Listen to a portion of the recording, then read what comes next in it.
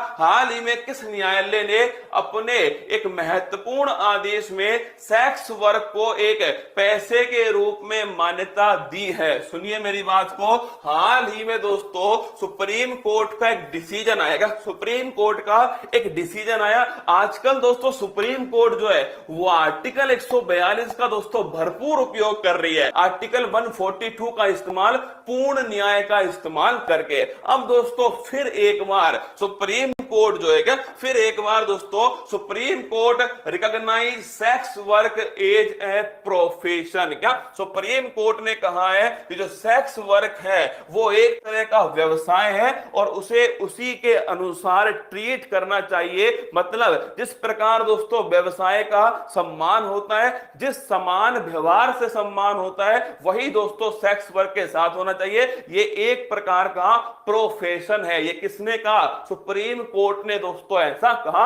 और अगर पूछे किस आर्टिकल का उपयोग किया, 142। भाई साहब ऐसा आर्टिकल दोस्तों 142। सुप्रीम कोर्ट एक ही बात कहता है, पूर्ण न्याय का अधिकार हमें है। कोई भी केस किसी भी कोर्ट में कहीं पर भी चल रहा है, हम दोस्तों उसे अपने पास लेकर के उसे दोस्तों क्या कर सकते हैं, उस पर डिसीजन दे सकते हैं। और सुप्रीम कोर्ट ने दोस्तों दे दिया। देखिए सुप्रीम कोर्ट जो है, जो माननीय सर्वोच्च न्यायालय, क्या माननीय सर्वोच्च न्यायालय दोस्तों, इनके द्वारा एक डिसीजन आता है और वो है क्या? वो डिसीजन है कि जो सेक्स वर्क है, क्या जो सेक्स वर्क है दोस्तों, इसे मान्यता मिलेगी एक पैसे के रूप में, एक व्यवसाय के रूप में, या फिर दोस्तों लिख लीजिए एक प्रोफेशन के रूप में इसे मान्यता दी जाए। इसका उद्देश्य क्या है? इसका उद्देश्य है जिस प्रकार एक प्रोफेशन के साथ में सम्मान होता है, जिस प्रकार का समान व्यवहार होता है, वही दोस्तों इनके साथ में होना चाहिए, ऐसा सुप्रीम कोर्ट ने कहा। तो इसका आंसर हो गया ऑप्शन नंबर 1, सर्वोच्च न्यायालय इसका आंसर है। पर तुम मुझसे ये पूछोगे सर इस डिसीजन में कौन कौन से पॉइंट के, तो मैं सारे पॉइंट आपको दिखाता हूं। इस डिसीजन में जो भी सुप्रीम कोर्ट ने कहा वो आपके सामने सेक्स वर्कर कानून के समान संरक्षण के हकदार हैं। देखिए कानून के समान संरक्षण के अधिकार है। तुम कमेंट बॉक्स में छापिएगा ये कौन से अनुच्छेद के अंदर लिखा हुआ है। और आपराधिक कानून सभी मामलों में आयु और सहमति के आधार पर समान रूप से लागू होने चाहिए। जब यह स्पष्ट हो जाए कि सेक्स वर्कर वयस्क है और सहमति से भाग ले रहा है, तो पुलिस को हस्तक्षेप करने या कोई आपराधिक कार्यवाही करने से बचना चाहिए। आपने सुना होगा ना दोस्तों, जो वेश्यालय है उन पर रेड पड़ती है, रेड पड़ती है दोस्तों। पर ध्यान रखना सुप्रीम कोर्ट ने कहा है कि अगर कोई सेक्स वर्कर जो है वो वयस्क हो चुका है, मतलब उसकी आयु 18 से ऊपर है,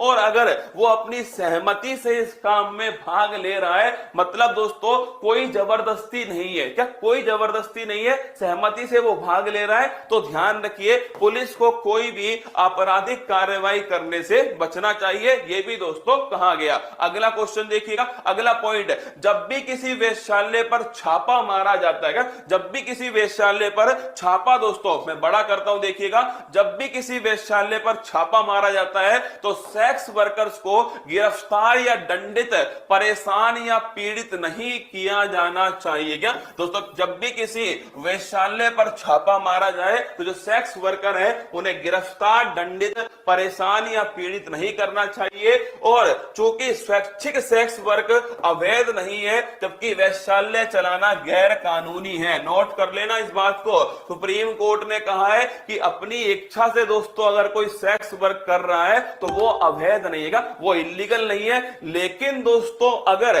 वेश्यालय है तो वो गैर कानूनी है, क्योंकि वैश्यालय का मतलब दोस्तों जबरदस्ती सेक्स के काम में दोस्तों डाला जा रहा है। तो ध्यान रखिए, अगर पूछे आपसे, देखिए कुछ दोस्तों ऐसे डिसीजन होते हैं जिनको आपको पूरी मेहनत, पूरी शिद्दत और है तो वो अवैध नहीं है, वो इलीगल नहीं है। लेकिन दोस्तों अगर कुछ दोस्तों ऐसे डिसीजन होते हैं जिनको आपको पूरी मेहनत, पूरी शिद्दत के साथ में सुनना पड़ता है ना, सुनना पड़ता है। सुप्रीम कोर्ट ने कहा है दोस्तों, तो हमें इस बात को मानना पड़ेगा। पहले सुन तो लो सही क्या है गलत क्या है, बाद में डिसीजन लेना। पहले सुना नहीं, गुरुजी गलत, गुरुजी गलत, अरे सुन तो लो, गुरुजी ने नहीं कहा, ये सुप्रीम कोर्ट ने कहा। ठीक है, अगला एक यौन कर्मी के बच्चों को सिर्फ इस आधार पर मां से अलग नहीं किया जाना चाहिए कि वह देह व्यापार में संलिप्त है। इस आधार पर दोस्तों गलत नहीं होना चाहिए। मानव शालीनता और गरिमा की बुनियादी सुरक्षा यौन कर्मियों और उनके बच्चों को भी प्राप्त है, ये भी दोस्तों सुप्रीम कोर्ट ने कहा। कुछ दो बातें और हैं वो देख लीजिए। अगर दोस्तों एक पॉइंट इन्होंने कहा है क्या, इसके अलावा यदि कोई नाबालिग वेश्यालय में या यौन कर्मियों के साथ रहता पाया गया तो यह नहीं माना जाना चाहिए कि बच्चे की तस्करी की गई। यौन उत्पीड़न की शिकार यौन कर्मियों को तत्काल चिकित्सा, कानूनी देखभाल सहित हर प्रकार की सुविधा प्रदान की जानी चाहिए। अब आप पूछोगे कि सर ये डिसीजन क्यों आया। देखिए मैंने आपके सामने डिसीजन रख दिया, तो आप पूछोगे डिसीजन क्यों आया। पहले दो बातें लिख लीजिए ना। एक तो लिखिएगा वैश्यालय चलाना अपराध। क्या लिखना दोस्तों, वैश्यालय जो चलाना है, ये वैश्यालय चलाना गैर कानूनी है। लिखिए वैश्यालय दोस्तों गैर कानूनी है, लेकिन अगर स्वेच्छा से कोई दोस्तों स्वेच्छा से अगर कोई सेक्स वर्क करता है तो ये गैर कानूनी नहीं है, ऐसा सुप्रीम कोर्ट ने दोस्तों कहा है। और उसके साथ में हमें उसी प्रकार ट्रीट करना चाहिए। अब आपके दिमाग में क्वेश्चन आएगा कि ये कोई हंसने की बात नहीं है दोस्तों, है ना। आपको लग रहा होगा हंसने की बात है, पहले मुद्दा सुन लो। एक्चुअली में दोस्तों सुप्रीम कोर्ट ने डिसीजन किस आधार पे दिया, आर्टिकल 142। ध्यान रखिए सुप्रीम कोर्ट ने डिसीजन जो है किस अनुच्छेद के आधार पर दिया है, आर्टिकल 142 पूर्ण न्याय। लिखिए आर्टिकल 142 पूर्ण न्याय के आधार पर दिया। और अगर पूछे किस अनुच्छेद को आधार मानकर, तो आर्टिकल 21 छाप लेना। किस अनुच्छेद को आधार मानकर, तो आर्टिकल जो 21 है इसे आधार मानकर यह डिसीजन दिया गया। आर्टिकल जो 21 है दोस्तों, इसमें किसके बारे में लिखा हुआ है, लिखना प्राण और दैहिक स्वतंत्रता जो है इसमें दोस्तों लिखा हुआ है आर्टिकल 21 के अंदर। और इसी के आधार पर मतलब एक व्यक्ति को गरिमापूर्ण जीवन जीने का अधिकार है। क्या गरिमापूर्ण जीवन जीने का अधिकार है। इसी आधार को मानते हुए यह डिसीजन दोस्तों सुप्रीम कोर्ट ने दिया है। प्राण व दैहिक स्वतंत्रता के अधिकार के आधार पर यह डिसीजन सुप्रीम कोर्ट ने दिया। ध्यान रखिए ना।